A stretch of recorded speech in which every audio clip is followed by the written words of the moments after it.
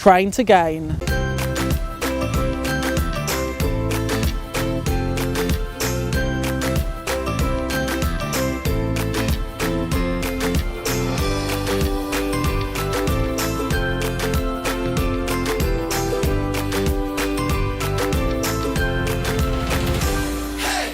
Hi, I'm Ian Roofe and welcome to Get Gardening, and we're back once again at the gardens at East Ruston Old Vicarage, and we're looking more at roses and how to train roses and how to get the best from them. And I've got a great example here of the benefits of training rose stems when they're young. Now, in other videos we've looked at how to train other wall plants, but roses in particular are plants which need some good manipulation to get the best results from them. Now, you know what it's like, we've all done this in the past, and where you buy a climbing rose and you find somewhere to put it and you let those long stems get out and do their thing, and you wonder why on earth you've just got rose flowers high up on your wall or high up on your arch in the garden and nothing lower down. You haven't got what we associate those beautiful pictures, you know, of roses clothed in flowers close to the ground and high up into the sky. Well, it's because that if we let our rose stems, particularly climbers, just go up and do their own thing, the sap that is pushed from the roots in the ground goes up through those stems and it congregates in the buds at the top, like up here. Have a look. And we would get just bunches, just sprays of flowers high up, because the sap is moving quickly. Now, as you can see with this rose here, and we've done it with a lot of our roses at East Ruston which are growing on obelisks, we've actually started to spiral the stems round. You can see it's got that natural sort of turn, that almost sort of helter-skelter look to it. And the main reason we've done that is to make sure that we get rose flowers, the blooms, produced much lower down on the plant, because by putting that turn, that sort of low twist in the stems, we actually slow the sap down. And by slowing the sap down, it's when it congregates in these little points here. These are will be flowering stems, these are nodes, these are developing buds. They're all the same thing, but this is where new shoots develop. So by having hormones congregate in there, we're much more likely to get flowers from each of these buds rather than get them at the top of the rose. And you can see it's working here now. You can see that we've got lots and lots of these buds which are producing clusters of foliage, and then later on in this summer, because we're only early in the year, we will get wonderful inflorescence, you know, flowers produced here. So we should have flowers starting particularly low down on this plant, and we should get flowers right to the top.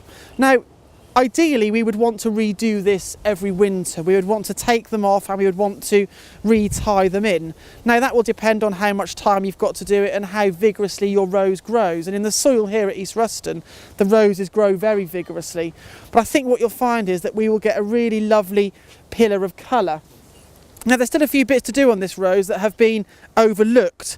And as an extra little tip, you probably want to think about removing any of these spent growth on here. This is material which produced flowers last year, and we want to encourage it to produce more flowers, but all we're going to do is we're just going to shorten it back.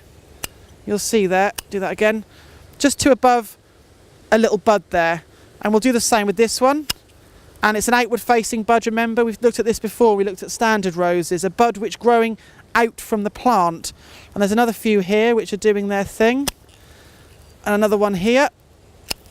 And all we're doing is we're just tidying up those last little bits that we haven't done. Another one up here, look. We can take that out to that one there, and that will grow up and away. So if you haven't done so already with your roses, it's an ideal time to be removing these spent flower stems from the previous summer, just generally tidying the plants up. And then what we'll do here, now the plants are in active growth, is we'll dress them with some fish blood and bone. That's really good. It's a slow release organic fertiliser. It will give the plants a boost. Or we'll give them a general rose fertiliser, a specialist rose feed, which is slightly higher in potash, so it promotes more flowers. But you'll see these throughout June and July at the garden, looking absolutely wonderful.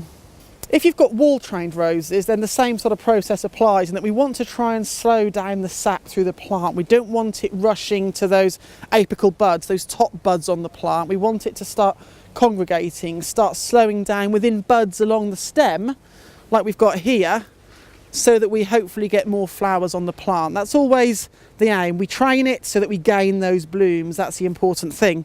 Now, in terms of tying in, we've got a number of devices we can use.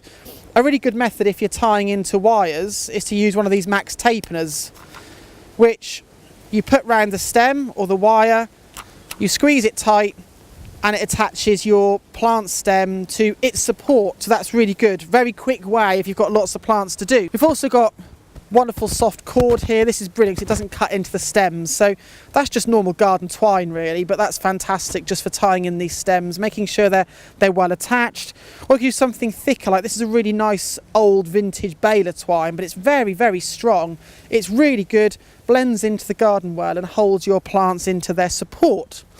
We've got a lovely climbing rose here that really needs a bit of tying in, and it flowers on its second year wood, but it's definitely one of the climbers, but it tends to flower on wood it's produced. If you look up there, you can see how much stems it's produced. If you look down here, we've actually got all this bare wall. So what we need to do is a little bit of pruning just before we start, just removing some of that old material just to clear some of this wall off, ready for bringing some of these stems down. You can see it's produced quite a lot of dead wood this last year or so. What we're going to do, we're going to use our tape gun, and the aim is that all these stems here is we're going to pull them down and tie them in. So it's all about, once again, let's take that one there. It's all about taking the stems and putting them down and slowing down the sap that runs through the plant. Okay, and we'll do it with that one there as well. Now, some of these probably need a bit more manipulation, but if you sort of push them, you can start to hear when they're liable to stop moving and they might start to snap. And we keep tying, and then we're going to pull this one round and tie that in again. So what I'm going to do with all these stems eventually is take them all down, and if I need to, I will spiral them and I will scroll them. But what that will do, even with these little ones here, is it will slow down the sap, it will get it to congregate in those buds, and it means we'll get flowers much lower down on this wall, but it'll be covered all the way to the top. And in this can I say in this video? Oh, it's too late, I've mucked that up, haven't I? You said it now. Go on. Really good method. Oh, that didn't work. Let's bugger that up. Like, cut that out.